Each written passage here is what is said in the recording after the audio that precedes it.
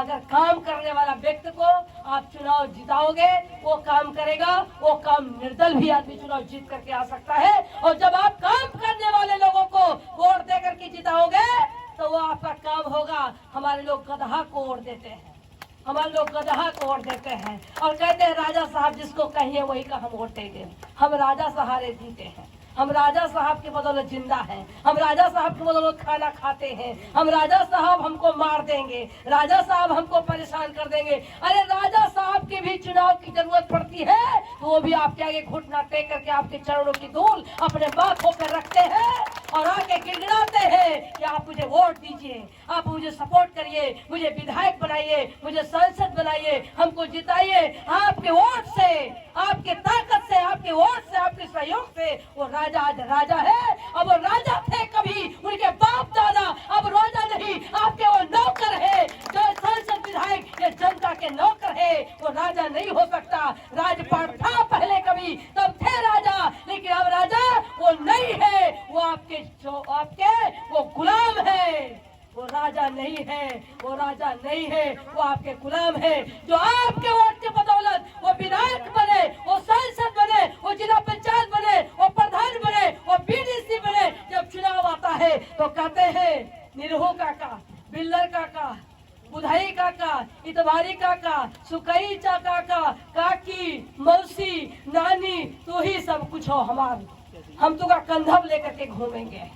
जब चुनाव आता है, इलेक्शन के मौके पर कच्चा दारू कच्चा वोट, पक्का दारू पक्का वोट, मुर्गा दारू खुला वोट, ये हमारा बहुजन समाज है। ये हमारे बहुजन समाज के लोग जाते हैं और चरणों में पड़ जाते हैं, पैर पकड़ लेते हैं, कहते राजा भैया आए थे, हमारे पाँव छुए थे, भैया उनके लिहाज रखे के हमको वोट देखे। हमारे लोग वोट दे देते हैं, वो आपका खाना चलाते हैं, रास्ता निकलना दुर्लभ है। अरे जिस गांव में राजा का घर है वहाँ पैदल भी चलना मुश्किल है। वो आपकी रक्षा करेगा, वो आपकी सुरक्षा करेगा। आज राजा के घर के अगवारे पिछवारे चारों तरफ हमारे बहुजन समाज को लोग तबाह हो रहे हैं। आज से नहीं तबाह हो रहे हैं, सदियों शुरू से तबाह होते आए, लेकिन शुरू से लोग विधायक सांसद उसी को बनाते रहे, शुरू से उसी को बनाते रहे। ये किसकी गलती है? ये कौन तैयारी करेगा? ये कौन राजस्व वो मिटाएगा? ये बाबा साहब डॉक्टर भीमराव अम्बेडकर जी ने तो कहा था कि अब तक रानी के पेट से जो राजा पैदा होता था, राजा वो होता था, लेकिन अब रानी के पेट से राजा जो पैदा होगा राजा वो नहीं होगा। अब जनता के चरणों की धूल समझकर जो धूल को समझेगा, पैरों को छुएगा, जन हमारे गरीबों के दरवाजे पर गिड़गिड़ाएगा, हाथ जोड़ेगा, गलती माफी मांगेगा, आपकी सेवा करेगा, अब वो राजा नहीं, वो नौकर बनेगा आपका।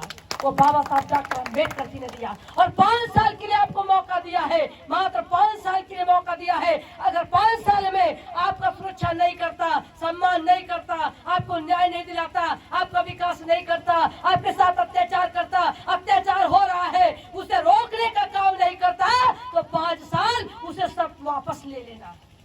ये आपको अधिकार है।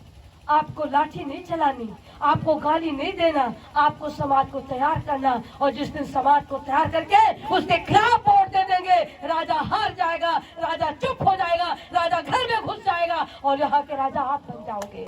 लेकिन बहराइच के राजा थे महाराजा सुहेल देव पासी, डलमऊ के राजा थे डाल देव पासी, हमारे राजा थे सातन पासी। हमारे लोगों का राजपाट हुआ करता था, हम इस देश के राजा हुआ करते थे, हमारा सब विरासत हुआ करता था। हमारे राजाओं के नेतृत्व में समाज खुशहाल रहा करता था, सब लोग एक साथ रहा करते थे, हमारा समाज अमन चैन के साथ जीता था, हमारा धरोहर हुआ करता था, हमारी विरासत हुआ करती थी, हमारी जमीन हुआ करती थी, हमारा सब कुछ हुआ करता था। हम इस देश के राजा थे, लेकिन आज हमारे बहुजन समाज की दशा क्या है? आज हमारे बहुजन समाज की दशा क्या है? बहुजन समाज जब हमारा राजा हुआ करता था, दिल्ली के राजा थे रासु गुरु चमार,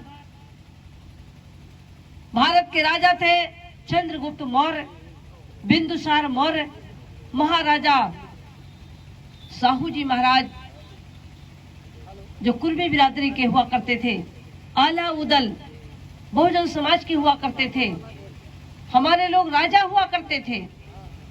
लेकिन आज हमारा ये बहुजन समाज, आज बहुजन समाज का जो राजपाट था, जो उनकी विरासत थी, जो उनका धरोहर था, आज क्या हो गया? जो विदेश से आए वो कुछ लेके नहीं आए, वो खाली हाथ आए। आज उनके पास सब कुछ हो गया और हमारे पास सब कुछ होते हुए आज हमारे पास कुछ नहीं रह गया। आज हमारा समाज खाली हाथ है। आज भी हमारा समाज जगने को तैयार नहीं है। आज भी हमारा समाज अगर समय रहते जागा नहीं, चेता नहीं, सोचा नहीं, तो 2022 और 2024 के बाद ये भी हमें आजादी नहीं मिलेगी। हम प्रतापगढ़ का जिला हो और चाहे वो इलाहाबाद की जिला हो, चाहे वो रायबरेली की जिला हो, चाहे वो उन्नाव की जिला हो, चाहे वो लखनऊ का जिला हो, चाहे वो सीतापुर का जिला हो, ये सब बाहुल क्षेत्र है बहुजन समाज का। ये बहुजन समाज का बाहुल क्षेत्र में निरंतर घटनाएं घट रही हैं, जघन्य घटनाएं घट रही हैं, लगातार हत्याएं हो रही हैं, हमारी माँ बहन बेटियों के साथ बलात्कार हो रहे हैं, हमारे समाज के लोगों की जमीनें छीनी जा रही हैं, लोगों के साथ निरंतर घटना हो रहा है, लेकिन समाज जागने को तैयार नहीं है। आज समाज चुप है। मैं जब यहाँ पर आई और इतनी जलजलाती हुई धूप में जब मैंने पूछा कि भाई इतनी तगड़ी धूप है, ये कार्यक्रम कहीं गांव में रखे होते, कहीं स्कूल में रखे होते, छाया में लोग बैठते, हजारों लोग इकट्ठा होते, तो आज कहाँ इसी धूप पे कैसे बैठते? गुड्डन पासी ने कहा, दीदी यहाँ पर कार्यक्रम करना बड़ा मुश्किल होता है। यहाँ पर लोग, अपने ही समाज के लोग अपनी जगह देने को तैयार नहीं है। अपने दरवाजे पर, अपने बाग में, अपने खेत में, अपने दरवाजे पर लोग जगह देने को तैयार नहीं है, पंचायत करने को तैयार नहीं। इतना भयभीत है, इतना डरे हुए, इतना सामे हुए। मुझे खुशी है, एक हमारा छोटा भाई गुड्डन पासी एक हिम्मत और बहादुरी के साथ बहुजन समाज की आवाज को बुलंद करने के लिए, जहां पर राजा के सामने लोगों की तूती बोलती है, उसका खुला मुकाबला करने के लिए हमारा भाई गुड्डन राजपासी निकल करके सामने आ रहे हैं। एक कार्यक्रम इन्होंने अपने गांव में कराया था और जैसे इनका कार्यक्रम तय हुआ, परमिशन लेने के लिए कार्यक्रम के लिए गए थे और वहीं पर इनका परमिशन रद्द कर दिया गया। कार्यक्रम ना हो इसके लिए इनको उठा करके लॉकअप में डाल दिया गया। ये 2 दिन तक लॉकअप में बंद थे। जिस दिन कार्यक्रम होना था, मुझे सूचना मिली, गुड्डन पासी के कुछ परिवार के लोगों ने मुझे बताया कि दीदी गुड्डन को पुलिस उठा ले गई और उन्हें लॉकअप में बंद कर दिया गया है और वो आज कार्यक्रम है, आपको आना है। कैसे कार्यक्रम होगा? और जिसकी जगह था वो बहुजन समाज का, हमारा ही परिवार का, पटीदार का था, उसने लिख करके दे दिया है कि हम अपने जगह पे कार्यक्रम नहीं होने देंगे। क्या होगा? हमने तुरंत थाने में फोन किया और जब मैंने फोन किया तब गुड्डन राजपासी को छोड़ा गया और गुड्डन राजपासी अपने दरवाजे के सामने बाग पर, अपनी जमीन पर उन्होंने कार्यक्रम कराया और मैं आई, मंच पर दहाड़ने का काम किया। और उसी दिन से गुड्डन पासी राज ने तय किया कि अब हम बहुजन समाज की आवाज को बुलंद करने के लिए अगर मुझे राजा से भी टकराना पड़ा तो मैं टकराऊंगा, लेकिन बहुजन समाज के लोगों को एकजुट करने का काम करूंगा। मैं बहुत साधुवाद देती हूँ, मैं बहुत धन्यवाद देती हूँ। काम करने के लिए बहुत लोग काम कर रहे हैं। इस प्रतापगढ़ जिले में, प्रतापगढ़ जिले के आसपास हमारे बहुत कार्यकर्ताओं में जोश भी है, कार्यकर्ताओं में हिम्मत भी है, कार्यकर्ता करना भी चाहते हैं, लेकिन उन नेतृत्व का इंतजार कर रहे हैं कि कौन हमारा नेतृत्व बड़ी वफादारी, ईमानदारी, लगन और त्याग के साथ जरूरत पड़ने पर वो हमारे पीछे हमको सहारा देने के लिए खड़ा होगा। लोग काम करना चाहते हैं, लोगों की हिम्मत भी है। हमारा इलाहाबाद जिला हो, चाहे वो प्रतापगढ़ जिला हो, चाहे वो रायबरेली जिला हो, चाहे वो जो भी हमारे आसपास के जिले हो, ये हमारे क्षेत्र में ऐसा नहीं है कि कमजोर लोग हैं, बहुत मजबूत लोग हैं, बहुत ताकतवर लोग हैं, बहुत ताकत के साथ पैसा भी है, नौकरी में भी है, बिजनेस भी है, रोजगार भी है, लेकिन लोग आगे निकलना नहीं चाहते। जब चुनाव आता है तो चुनाव के टाइम पर बहुत ताकत आ जाती है, पैसा आ जाता है, गाड़ी हो जाती है, समय हो जाता है, समय निकालकर क्षेत्र में भी जाते हैं और कहते हैं हम विधायक बनेंगे, हम सांसद बनेंगे, हम जिला पंचायत बनेंगे, हम प्रधान बनेंगे, हम प्रमुख बनेंगे, हम पंच बनेंगे, हम बीडीसी बनेंगे। सब तो चुनाव के मौके पर संविधान के तहत चुनाव लड़ने के लिए तो आपके पास ताकत आ जाती, क्षमता हो जाती, हिम्मत हो जाता, व्यवस्था हो जाता, पैसा हो जाता, गाड़ी हो जाती, समय खर्चा करते, गांव-गांव चल जाते, वोट मांगते, समाज को तैयार करते हो। लेकिन जब समाज के ऊपर अत्याचार होता है, अन्याय होता है, शोषण होता है, उनके साथ जघन्य अपराध होता है, तब आप घरों में क्यों घुस जाते हो? तब आप घरों में क्यों घुस जाते हो? आपको निकलना होगा। निकलो बंद मकानों से, जंग लड़ो में बेईमानों से, आपको निकलना होगा। साथियों, हमारे लिए ना सही, अपनी माँ बहन बेटी की सुरक्षा के लिए, अपनी सुरक्षा के लिए, अपनी संपत्ति को बचाने के लिए, अपनी हिफाजत करने के लिए आपको निकलना होगा, घरों से निकलना होगा, जंग लड़ना होगा। और नहीं लड़ोगे तो 2022, 2024 के बाद आप कुछ नहीं बचने वाला है, कुछ नहीं बचने वाला है। साथियों, सब कुछ खत्म होने जा रहा है। अभी हमारे लोगों को एहसास नहीं हो रहा है, लोगों को पता नहीं है। अभी 10 बीघे खेती है, कुछ नौकरी करते हैं, कुछ रोजगार करते हैं, अच्छा खासा खाना खा करके, पैंट शर्ट पहन करके, 100, 200, 500 जेब में डाल करके बाजार घूमते हैं, लगता है कि हम बाबूजी हैं। लेकिन ये सब कुछ छीनने जा रहा है, ये सब कुछ छीनने जा रहा है। आपको पता होना चाहिए, सब कुछ खत्म होने जा रहा है। अभी योगी आदित्यनाथ ने एक घोषणा किया, आप लोगों ने सुना होगा। वो घोषणा किया है, कहा है कि जिनके 2 बच्चे से 3 बच्चे होंगे उनको सरकारी कोई सुविधा नहीं मिलेगी। आप लोगों ने सुना होगा, आप लोगों ने सुना होगा कि जिनके 2 बच्चे से 3 बच्चे होंगे उनको कोई सरकारी लाभ नहीं मिलेगा, ना पेंशन मिलेगा, ना राशन कार्ड मिलेगा, ना शौचालय मिलेगा, ना आवास मिलेगा, ना नौकरी मिलेगा, ना रोजगार मिलेगा, कोई भी सरकारी सुविधा नहीं मिलेगी। अब मैं जानना चाहती हूँ कि 2 बच्चे से 3 बच्चे किसके नहीं है? कौन हमारा कोली, चमार, पासी, खटीक, धोबी, कुर्मी, अहीर, सोनार, लोहार, कहार, निषाद, कादू, कलवार, मुसलमान, कौन ऐसा व्यक्ति है जिसके 2 बच्चे से 3 बच्चे नहीं है? ये किसको रोका जा रहा है? ये भारत सरकार या प्रदेश सरकार क्या अपने आप दे रही है, क्या अपने घर से दे रही है? अरे संविधान में बाबा साहब डॉक्टर भीमराव अम्बेडकर जी ने हमारे बहुजन समाज को आगे बढ़ाने के लिए व्यवस्था दिया था। अब इसको रोकने का काम कर रही है ये भाजपा की सरकार, आरएसएस की सरकार अपने घर से नहीं दे रही है, बाकी संविधान में दिए गए कानून के तहत हमारे बहुजन समाज के लोगों को देने का कार्य कर रही है। लेकिन अब इसको भी रोकने जा रही है कि 2 बच्चे से 3 बच्चे जिनके होंगे हम उनको सरकारी सुविधा नहीं देंगे। एक कानून और ये लागू करने जा रहे हैं कि जिनके पास जो कक्षा 8 पास होंगे वही चुनाव लड़ सकते हैं, जो कक्षा 8 पास नहीं होंगे वो कोई चुनाव नहीं लड़ सकते। ये रोक लगने जा रही है।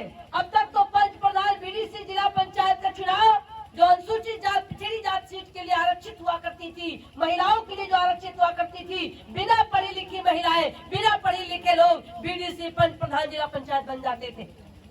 अब इनको रोकने के लिए सरकार ने ये कानून लाने जा रही है, इसे भी रोकने के लिए कानून लाने जा रही है। दूसरा एक कानून और आने जा रहा है कि जिनके 2 बच्चे से 3 बच्चे होंगे वो कोई बीडीसी, प्रधान, जिला पंचायत का चुनाव नहीं लड़ सकता। ये कानून आने जा रही है कि जिनके 2 बच्चे से 3 बच्चे होंगे वो कोई आरक्षण सीटों पर चुनाव नहीं लड़ सकता। ये किसको रोका जा रहा है? उनको पता है कि अगर बाप नहीं पढ़ा है तो बेटा पढ़ गया, अगर बूढ़ा माँ नहीं पढ़ी है तो बहू पढ़ी लिखी आ रही है घर में, इसलिए इस पर भी प्रतिबंधक आने जा रहे हैं।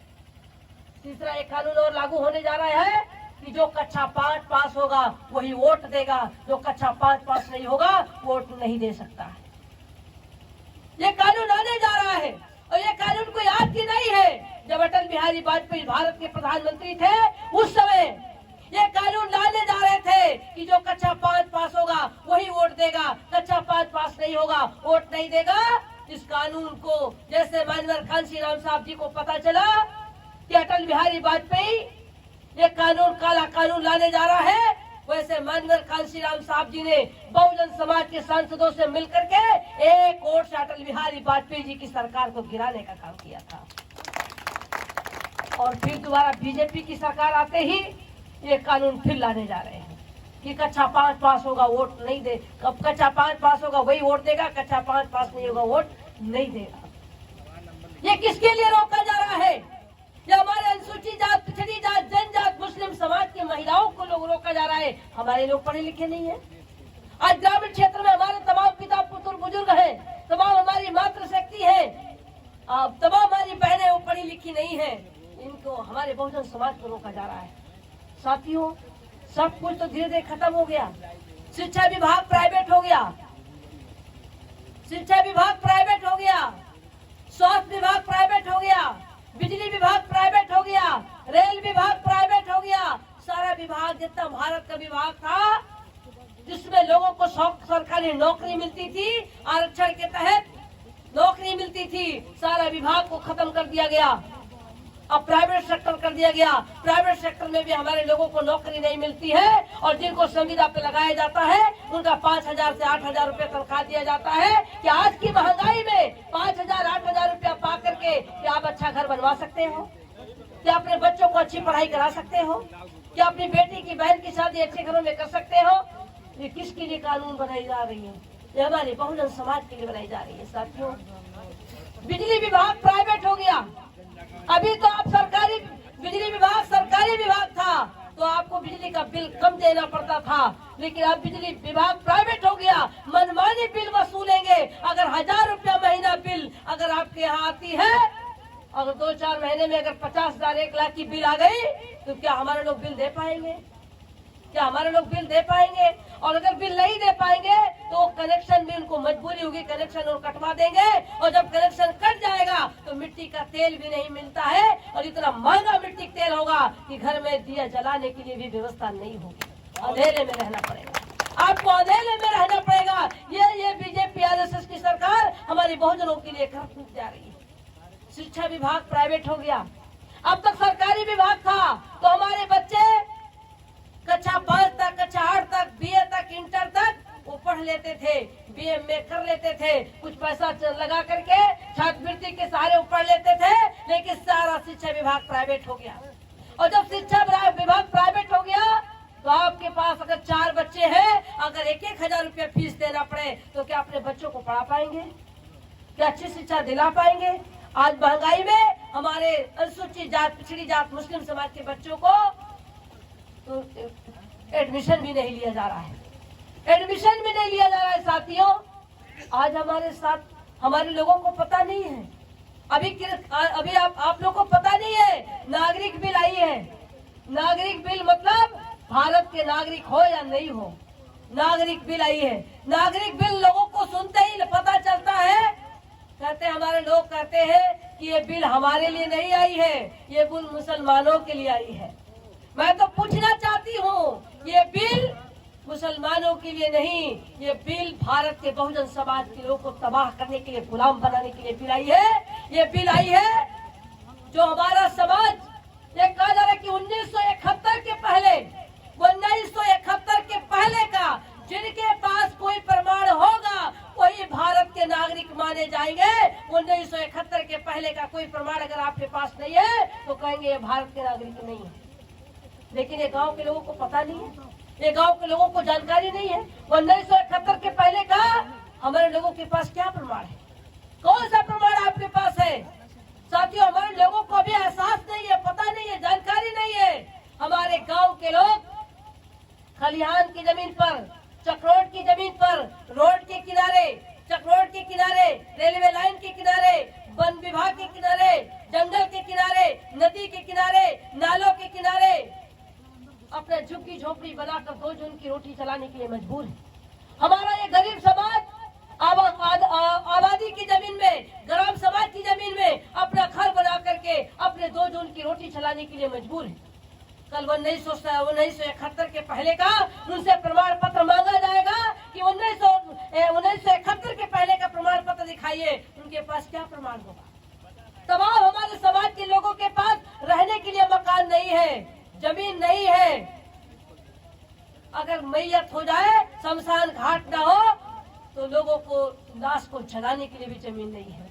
कल उनसे 1971 के पहले का प्रमाण पत्र मांगा जाएगा, क्या है उनके पास प्रमाण?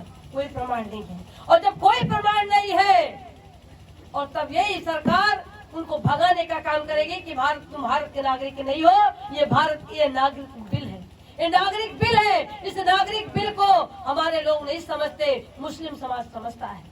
जैसे नागरिक बिल भारत में आया, मुस्लिम समाज को लगा कि हमारी नागरिकता खतरे में है, हमारी आजादी खतरे में है, हमारा अधिकार खतरे में है। वैसे सड़कों पर आंदोलन होने लगा, पूरा भारत चलने लगा। और जब पूरा भारत चलने लगा, मुसलमानों के खिलाफ मुकदमा लिखने लगे, गोलियों से मारने लगे, तो मुस्लिम समाज के लोग अपनी महिलाओं को घर से निकाला, जो नाकाब के अंदर रहती थी, घर के अंदर रहती थी, बाहर नहीं जाती थी। वो महिलाएं, लाखों लाख महिलाएं लखनऊ में, दिल्ली में हर महीनों दिन तक उन्होंने धरना किया।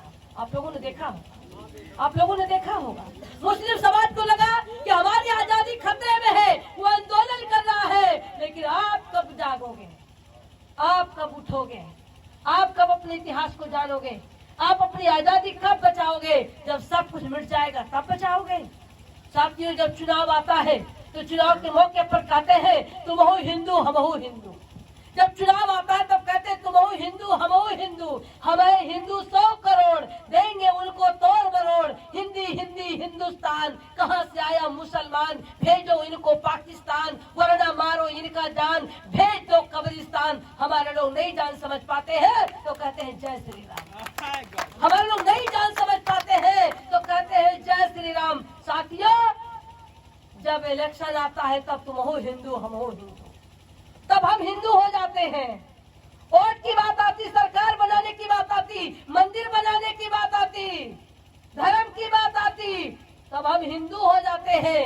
और जब वोट लेकर जब सरकार में आ जाते हैं, सरकार बना लेते हैं, मुख्यमंत्री प्रधानमंत्री बना लेते हैं, तो दलित समाज के, पासी समाज के, कोली समाज के, धोबी समाज के, खटीक समाज के, अहिर समाज के, कुर्मी समाज के बहन बेटियों की इज्जत के साथ खिलवाड़ करते हैं, हत्याएं करते हैं, जमीनों पे कब्जा करते हैं, जघन्य अपराध करते हैं। तब हिंदू नहीं थे, तब हम हिंदू नहीं है। संविधान की प्रतियां जलाई जा रही, आरक्षण का विरोध हो रहा है, तब हम हिंदू नहीं है। जब वोट की बात आती है तब हमको हिंदू बनाया जाता है, हिंदू के नाम पर वोट लिया जाता है। हिंदू मुस्लिम, भारत पाकिस्तान, मंदिर मस्जिद के नाम पर हमारा वोट लेकर के हमारे समाज के लोगों को गुमराह करके वोट लेकर सत्ता में आते हैं। और जैसे सत्ता में आते हैं वैसे हमारे समाज के लोगों का अधिकार सब छीनते जा रहे हैं। जब चुनाव था तब कहते सबका साथ सबका विकास। आज सबका विकास नहीं बल्कि वो सवर्णों का, मनवादियों का विकास हो रहा है और हमारे बहुजन समाज का विनाश हो रहा है। आज बड़े पैमाने पर विनाश हो रहा है। साथियों, जागो, हमारा सब कुछ खत्म होते जा रहा है, हमारी आजादी छीनी जा रही है। कब जागोगे, कब होश में आओगे, कब लड़ाई लड़ोगे, कब आप संघर्ष करोगे? इसके लिए आपको प्लानिंग बनानी होगी, आपको तैयारी करनी होगी। ऐसी ऐसी मीटिंग, ऐसी ऐसी गोष्ठियां गांव में होनी चाहिए। आज हमारे युवा समाज के लोग निकल करके सड़कों पर आ रहे हैं, लेकिन आज के कुछ साल पहले हमारे बुजुर्गों से पूछा जाए तो हमारे लोग, जब कोई घटना होती थी तो हमारे बुजुर्ग लोग गांव-गांव में बैठकर पंचायत करते थे। और जब पंचायत होती थी, 2-2, 3-3 दिन तक पंचायत होती थी, हजारों हजार लोग इकट्ठा होते थे, तब दुश्मन डरता था, तब दुश्मन डरता था। लेकिन अब हमारे लोग 1000 लोग इकट्ठा नहीं होते, बल्कि 1 महीने की मेहनत के बाद भी लोगों ने सहयोग नहीं किया, जिसके नाते इतनी भीड़ अगर चाहो तो किसी गांव में भी इकट्ठा हो सकती है। इतनी भीड़ किसी गांव में भी इकट्ठा हो सकती। गुड्डन राज ने बीच केंद्र में रखा था कि पूरे चारों तरफ इलाके के लोग यहाँ पर इकट्ठा होंगे, जमावड़ा होगा, रोड के किनारे होगा, संदेश जाएगा, मैसेज जाएगा। लेकिन बावजूद इसके आज उनको निराशा दिख रही है। लेकिन निराश होने की जरूरत नहीं है। हमें इसकी चिंता नहीं कि कम संख्या है, हमारी जो भी संख्या है, यही वफादारी, ईमानदारी, लगन और त्याग के साथ एक काम करने लगे तो इसी जगह पर हजारों लाखों की संख्या इकट्ठा हो सकती है। लेकिन अपनी जिम्मेदारी का निर्वाह करिए। ये जिम्मेदारी केवल गुड्डन राज की नहीं है, ये एक जिम्मेदारी सबकी है। बस एक कहावत है कि बिल्ली के गले में घंटी कौन बांधे? बिल्ली काट लेगी, नोच लेगी, बिल्ली के गले में घंटी कौन बांधे? तो बिल्ली के गले में घंटी बांधने के लिए, राजा के गले में घंटी बांधने के लिए गुड्डन राजपासी निकलकर आपके सामने खड़ा हो गया है। आप साथ दे दीजिए, आप सहयोग करिए, आप साथ दीजिए, आप सहयोग करिए और हम लोग उनका साथ देंगे। और यहाँ हजारों नहीं लाखों की संख्या होगी। जब लाखों की संख्या होगी हमारे बहुजन समाज की, तब ये राजा घुटना टेकेगा। इसकी हिम्मत नहीं है कि बहुजन समाज के ऊपर यहाँ उठा करके देख सके।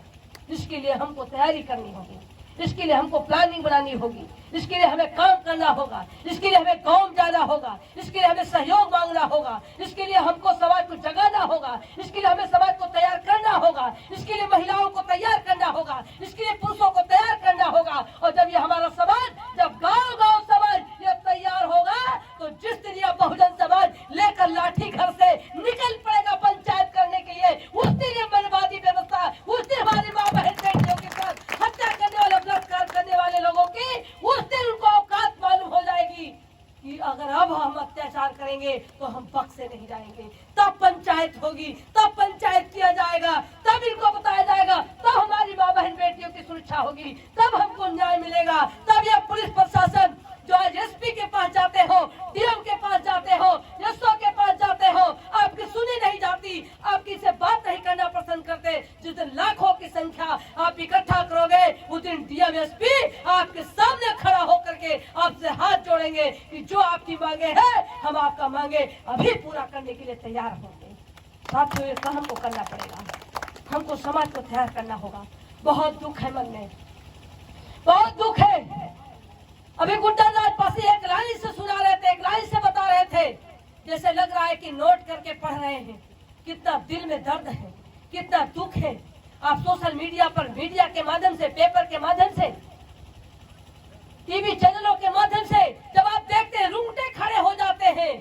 घटना को सुन करके रूंगटे खड़े हो जाते हैं, घटना पर मौके पर जाते हैं, रोड कांप जाते हैं, लेकिन चाह करके भी कुछ नहीं होता। साथियों, ये तब तक आप झेलते रहोगे जब तक आप उत्तर प्रदेश के कुर्सी पर बहुजन समाज का व्यक्ति उस कुर्सी पर विराजमान नहीं होगा। तब तक हमारे बहुजन समाज के साथ अत्याचार होता ही रहेगा। इसके लिए हमको सामाजिक परिवर्तन करने की जरूरत है। इसके लिए हमको राजनीतिक परिवर्तन करने की जरूरत है। हमारे बहुजन समाज की कमी नहीं है, हमारा बहुजन समाज भरा पड़ा हुआ है। लेकिन बहुजन समाज भरा पड़ा होने के बाद भी बहुत हमारे बहुजन समाज के ऐसे लोग हैं, कोई लाख रुपए का भूखा, कोई 50,000 रुपए का भूखा, कोई करोड़ रुपए का भूखा, कोई विधायक बनने के लिए, कोई सांसद बनने के लिए जाके तलवा चाट रहा है। हमें टिकट दे दो, हमें टिकट दे दो, हम आपकी गुलामी करेंगे, आप जैसा चाहोगे वो हम करेंगे। अरे साथियों, बाबा साहब ने संविधान में आपको अधिकार दे दिया है कि टिकट नहीं, आप जनता के बीच में काम करेंगे तो आप निर्दल भी चुनाव जीत करके आएंगे, आप निर्दल भी चुनाव जीत सकते हो। लेकिन आप काम करो, आप समाज के बीच में आओ, समाज को जगाने का काम करो। समाज आपको सलाखों पे लेगी, समाज आपको तैयार करेगी। समाज तैयार है, समाज तब आपका तैयारी करेगी। हमारे क्षेत्र में कहते हैं हमारे बिरादरी का विधायक होना चाहिए, हमारे बिरादरी का सांसद होना चाहिए। अरे यहाँ से सांसद बहुत अनुसूचित जाति के हैं। विनोद सरोज हमारे साथ सांसद रहे, औकात नहीं है बोलने की, हिम्मत नहीं है बोलने की, हिम्मत नहीं है बोलने की हिम्मत नहीं है। यहाँ के विधायक हैं, यहाँ का विधायक है, विधायक वही है कि सुबह शाम जाके दरवाजा करते हैं, उनको सलूट मारते हैं, उनको प्रणाम करते हैं, तब वो चाय पीते हैं। वो आपकी लड़ाई लड़ेंगे? आप कहते हो हमारी बिरादरी का विधायक होना चाहिए, हमारे बिरादरी का सांसद होने चाहिए, हमारे बिरादरी का प्रधान होना चाहिए, हमारे बिरादरी का बीडीसी होना चाहिए, आपका हमारे बिरादरी के ब्लॉक प्रमुख होना चाहिए। सब तो है आपके इलाके में भरे पड़े, विधायक भी है, सांसद भी है, ब्लॉक प्रमुख भी है, प्रधान भी है, जिला पंचायत भी है, सब तो है। अब कौन बिरादरी चाहिए आपको? अब कौन बिरादरी चाहिए आपको? और इसके बावजूद भी आपका काम नहीं हो रहा है, इसके बावजूद भी काम नहीं हो रहा है। अगर काम करने वाला व्यक्ति को आप चुनाव जिताओगे, वो काम करेगा, वो काम निर्दल भी आदमी चुनाव जीत करके आ सकता है। और जब आप काम करने वाले लोगों को वोट देकर के जिताओगे तो वो आपका काम होगा। हमारे लोग गधा को वोट देते हैं, हमारे लोग गधा को वोट देते हैं और कहते हैं राजा साहब जिसको कहिए वही का हम वोट देंगे। हम राजा सहारे जीते हैं, हम राजा साहब के बदौलत जिंदा हैं, हम राजा साहब के बदौलत खाना खाते हैं, हम राजा साहब हमको मार देंगे, राजा साहब हमको परेशान कर देंगे। अरे राजा साहब के भी चुनाव की जरूरत पड़ती है तो वो भी आपके आगे घुटना टेक करके आपके चरणों की धूल अपने बातों पर रखते हैं और आके गिड़गिड़ाते हैं कि आप मुझे वोट दीजिए, आप मुझे सपोर्ट करिए, मुझे विधायक बनाइए, मुझे सांसद बनाइए, हमको जिताइए। आपके वोट से, आपके ताकत से, आपके वोट से, आपके सहयोग से वो राजा आज राजा है। अब वो राजा थे कभी उनके बाप दादा, अब राजा नहीं, आपके वो नौकर है। जो सांसद विधायक ये जनता के नौकर है, वो राजा नहीं हो सकता। राजपाट था पहले कभी, तब थे राजा, लेकिन अब राजा वो नहीं है, वो आपके वो गुलाम है। वो राजा नहीं है, वो राजा नहीं है, वो आपके गुलाम है। जो आपके वोट के बदौलत वो विधायक बने, वो सांसद बने, वो जिला पंचायत बने, वो प्रधान बने, वो बीडीसी बने, जब चुनाव आता है तो कहते हैं निरहू काका, बिल्लर काका, बुधाई काका, इतवारी काका, सुकई काका, काकी, मौसी, नानी, तू ही सब कुछ हो हमारी, हम तुका कंधब लेकर के घूमेंगे। जब चुनाव आता है, इलेक्शन के मौके पर कच्चा दारू कच्चा वोट, पक्का दारू पक्का वोट, मुर्गा दारू खुला वोट, ये हमारा बहुजन समाज है। ये हमारे बहुजन समाज के लोग जाते हैं और चरणों में पड़ जाते हैं, पैर पकड़ लेते हैं, कहते राजा भैया आए थे, हमारे पाँव छुए थे, भैया उनके लिहाज रखे के हमको वोट देखे। हमारे लोग वोट दे देते हैं, वो आपका खाना चलाते हैं, रास्ता निकलना दुर्लभ है। अरे जिस गांव में राजा का घर है वहाँ पैदल भी चलना मुश्किल है। वो आपकी रक्षा करेगा, वो आपकी सुरक्षा करेगा।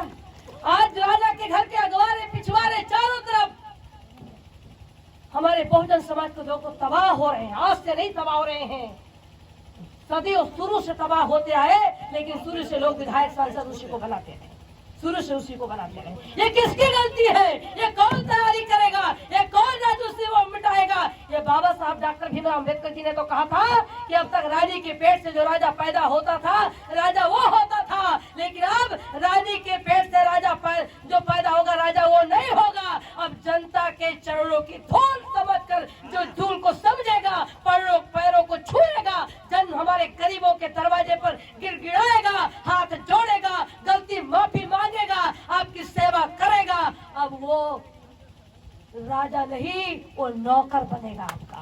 वो बाबा साहब डॉक्टर अम्बेडकर जी ने दिया और 5 साल के लिए आपको मौका दिया है, मात्र 5 साल के लिए मौका दिया है। अगर 5 साल में आपका सुरक्षा नहीं करता, सम्मान नहीं करता, आपको न्याय नहीं दिलाता, आपका विकास नहीं करता, आपके साथ अत्याचार करता, अत्याचार हो रहा है, उसे रोकने का काम नहीं करता, तो 5 साल उसे सब वापस ले लेना। ये आपको अधिकार है। आपको लाठी नहीं चलानी, आपको गाली नहीं देना, आपको समाज को तैयार करना। और जिस दिन समाज को तैयार करके उसके खिलाफ वोट दे देंगे, राजा हार जाएगा, राजा चुप हो जाएगा, राजा घर में घुस जाएगा और यहाँ के राजा आप बन जाओगे। लेकिन काम तो करो, समाज को तैयार करो साथियों, समाज को तैयार करो। इसलिए मैं ज्यादा समय नहीं लेना चाहती हूँ, मैं जाना भी चाहती हूँ। जघन अपराध पूरे क्षेत्र में हो रहा है। साथियों जागो, साथियों जागो। मैंने समाज के लिए मैंने अपना सब कुछ न्यौछावर कर दिया है, मैंने समाज के लिए सब कुछ अपना न्यौछावर कर दिया है। आप लोगों ने सुना होगा, मैं 3 बार जिला पंचायत सदस्य रही, मैं 15 साल लगातार जिला पंचायत सदस्य रही, मैं विधायक भी रही, मैं सांसद रही। लेकिन बाबा साहब डॉक्टर भीमराव अम्बेडकर जी, अगर संविधान में आरक्षण की व्यवस्था न होता तो मुझे भी सांसद, विधायक, जिला पंचायत का चुनाव जीतने का मौका नहीं मिलता। हम किसी के बदौलत नहीं है, हम संविधान के बदौलत, आरक्षण की बदौलत हम इस पद पर रहे हैं। और जब मैं सांसद का चुनाव जीत करके लोकसभा में गई, जब दिल्ली में मैं लोकसभा में पहुंची, तो जब लोकसभा में पहुंची और वहां जब मुझे लगा कि ये बीजेपी की सरकार, ये आरएसएस की सरकार बहुजन समाज को गुलाम बनाना चाहती है, ये बहुजन समाज के अधिकारों को खत्म करना चाहती है, संविधान को खत्म करना चाहती है, जिस दिन मुझे पता चला उसी दिन बीजेपी जैसे पार्टी को मैंने लात मार दिया और मैंने सांसद पद छोड़ दिया। लोग सांसद विधायक बनने के लिए बेताब है, सांसद विधायक बनने के लिए परेशान है। मैं सांसद विधायक पद छोड़ करके आ रही हूँ। लोग बनने के लिए परेशान है, लोग पैसा कमाने के लिए परेशान है। मैं जब सांसद थी तो मुझे लाखों रुपया तनख्वाह मिलता था, लाखों रुपया महीना मुझे तनख्वाह मिलता था, 25 करोड़ रुपए की मुझे निधि मिलती थी, मुझे जहाज मिलता था पूरे भारत में घूमने के लिए, मुझे सरकारी सिक्योरिटी मिलती थी, हमको सरकारी बंगला मिलता था, बहुत सारे प्रोटोकॉल थे। लेकिन मैंने सब कुछ छोड़ दिया, मैंने सब कुछ छोड़ दिया। जैसे तथागत गौतम बुद्ध जी राजा परिवार के थे, राजा थे, उनका एक 6 महीने का दुधमुहा बच्चा था, उनकी पत्नी थी, उनके माँ बाप थे, उनको राजा थे, लेकिन उन्हें राजपाट को छोड़ दिया, परिवार को छोड़ दिया, भारत के बहुजन के हित के लिए, बहुजन के सुख के लिए। मैंने भी भारत के बहुजन समाज को आजादी दिलाने के लिए मैंने राजपाट को छोड़ दिया, मैंने अपना घर परिवार को भी छोड़ दिया, मैंने अपना घर परिवार को भी छोड़ दिया।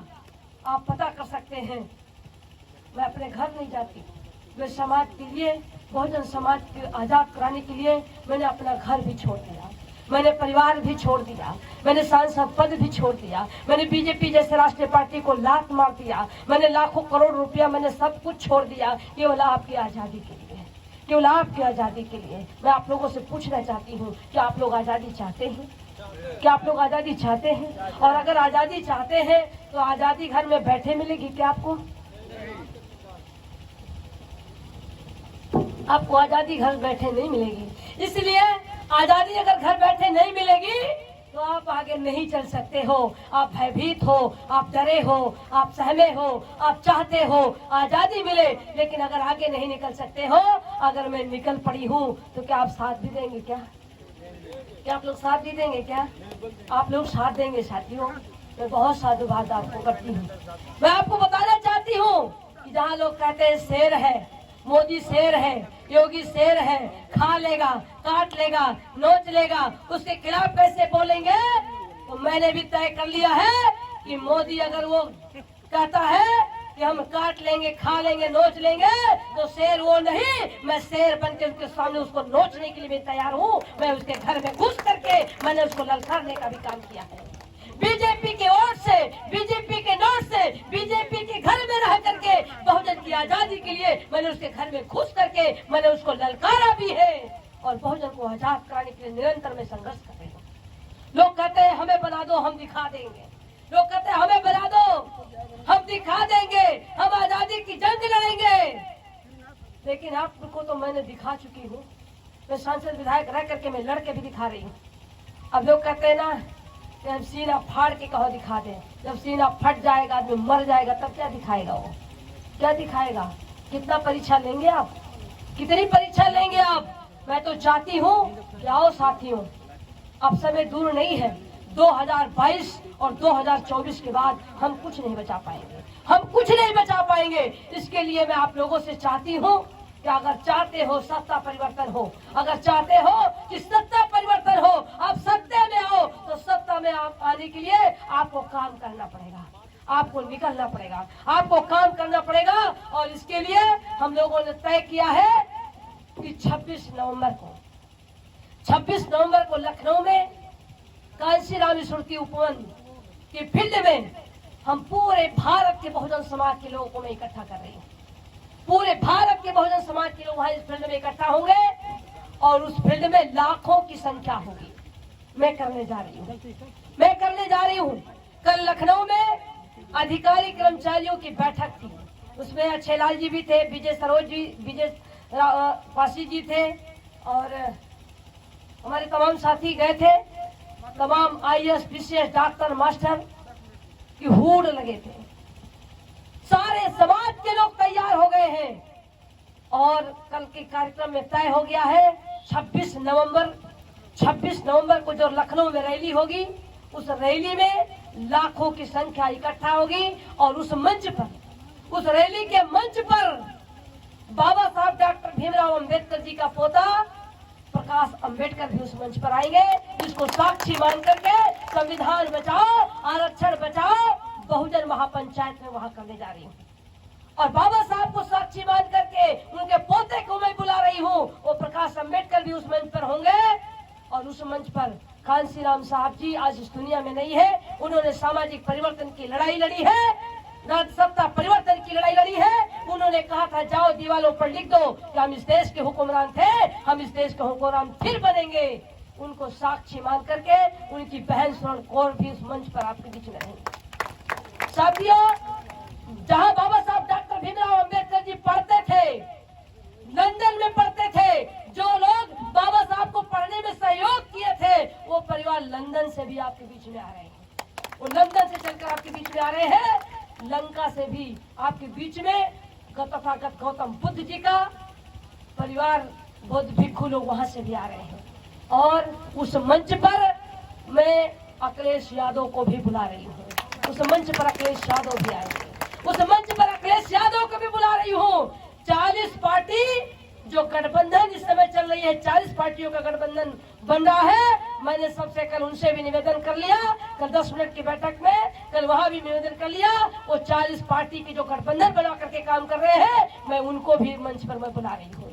और उत्तर प्रदेश के सैकड़ों संगठन के लोग जो बहुजन समाज का जो संगठन चला रहे हैं, वो सारे संगठन के लोगों को मैं उस मंच पर बुलाऊंगी। और उसी दिन 26 नवंबर को भाजपा हटाओ, संविधान बचाओ, बहुजन महापंचायत करके बीजेपी को सत्ता से पार करने के लिए उसी दिन से बिगुल फूंका जाएगा। तो क्या आप उसमें शरीक हो सकते हैं? क्या आप लोग आएंगे, सहयोग करेंगे? आप लोग को बहुत बहुत साधुवाद, आप लोग को बहुत बहुत साधुवाद। आप लोग उस कार्यक्रम में बढ़ चढ़ करके हिस्सा लीजिए।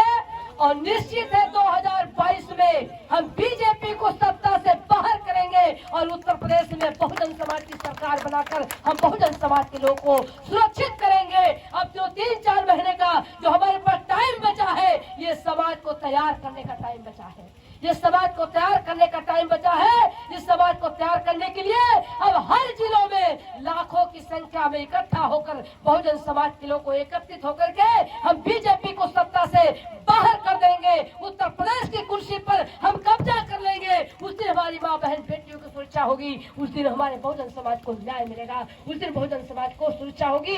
इसलिए साथियों, मैं आप लोगों से अपील करूंगी, आओ साथियों, जागो साथियों, जागो साथियों। मेरे लिए ना सही, अपनी आजादी के लिए जागो, अपनी माँ बहन बेटी की सुरक्षा के लिए जागो, अपनी विरासत को बचाने के लिए जागो, अपनी संपत्ति को बचाने के लिए हम सब लोग एकजुट होकर के और इस कारवां को लेकर के चले। निश्चित रूप से परिवर्तन होगा, निश्चित रूप से परिवर्तन होगा। मैं बहराइच से चलकर आपका हिम्मत बढ़ाने के लिए, गुड्डन राज जी का हिम्मत बढ़ाने के लिए, अब यहाँ बहुजन समाज के साथियों का हिम्मत बढ़ाने के लिए मैं आप लोग के बीच में आई हूँ। बहुत आशा लेकर आई हूँ, आपसे उम्मीद लेकर के आई हूँ। जागो साथियों, जागो, निश्चित रूप से जागो। एक बहन, एक महिला होकर, एक आपकी बहन होकर मैंने अपना सब कुछ न्यौछावर करके आपको आजादी दिलाने के लिए आई हूँ, आपको आजाद कराने के लिए आई हूँ, संविधान बचाने के लिए आई हूँ। साथियों जागो, साथियों जागो। इन्हीं शब्दों के साथ मैं बहुत बहुत साधुवाद देना चाहती हूँ गुड्डन राज पासी जी और हमारे भाई श्रीनाथ पासी जी का, जो इन्होंने एक सुंदर सा मंच सजाया, आप सभी लोगों को बुलाया, महीनों दिन से तैयारी करके इस कार्यक्रम को सफल बनाने के लिए जो आपने योजना रचना बनाई। जिन कार्यकर्ताओं ने, क्योंकि मेरे पास नाम नहीं है, मैं उनका भी नाम पढ़ देती, बहुत लोगों ने सहयोग किया होगा। और जिन साथियों ने इस कार्यक्रम को सफल बनाने में सहयोग किया हो, चाहे वो आर्थिक मदद हो, चाहे वो शारीरिक मदद हो, चाहे वो पारिवारिक सामाजिक मदद हो, जिन साथियों ने सहयोग किया है उन सभी साथियों को तहे दिल से साधुवाद देते हुए, तहे दिल से आपको धन्यवाद देते हुए मैं एक शेर के माध्यम से मैं अपनी बारी को विराम देना चाहती हूँ कि वक्त कहता है कि थोड़ा बदल जाइए, वक्त कहता है कि थोड़ा बदल जाइए, अभी कुछ नहीं हुआ तो संभल जाइए। घर बना करके आप सब लोगों ने दिया, आज जो पैमान कहता है घर से निकल जाइए, ये उसका दिया हुआ नहीं, ये सब कुछ दिया हुआ आपका है। इसलिए मैं कहना चाहती हूँ साथियों कि जज व सौ के शहादत को क्या पूछिए, अब तो हमने भी हाथों में सर ले लिया, कत्ल होने से आखिर कहाँ तक डरूं, कातिलों के मोहल्ले में घर ले लिया, कातिलों के मोहल्ले में घर ले लिया। मैंने अपने महापुरुषों का इतिहास को छाना है और इतिहास बना करके ही रहेंगे। इसलिए मैं कहना चाहती हूँ कि न रहो, न निराश करो मन को, जग में रहकर कुछ काम करो और कुछ नाम करो। जब समाज को जगाने के लिए आप निकलेंगे तो आपके लिए रास्ता अपने आप दिखाई पड़ेंगे, लेकिन बड़ी वफादारी, ईमानदारी, लगन और त्याग के साथ काम करेंगे, निश्चित रूप से आपका कर्म चलेगा, निश्चित रूप से आपका कर्म चलेगा। इन्हीं शब्दों के साथ आप लोग अपना मूल समय निकालकर सुबह से आप लोग इस कार्यक्रम को सफल बनाने के लिए सहयोग करते रहे। इसके लिए तहे दिल से आप सबको साधुवाद देते हुए मैं अपने बारी को ध्यान देना चाहती हूँ। जय भीम, जय भारत, नमो बुद्धाय, जय समाज, जय पासी समाज। सांसद सावित्रीबाई फुले